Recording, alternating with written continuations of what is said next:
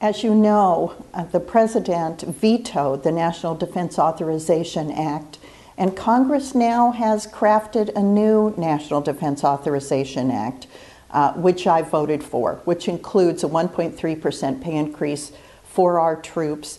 It will allow the opportunity for recruiters to have firearms so they're not vulnerable to attack.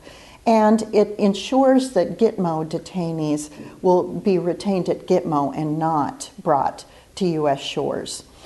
With that, I want to thank Wyoming veterans, regardless of your branch of service or the time in which you served, on this Veterans Day and in this week when we acknowledge your tremendous service to our country and to our state. I want to join my friends, colleagues, and fellow Wyoming residents in thanking you for your service, for your dedication to our country, and for your commitment to keeping America free.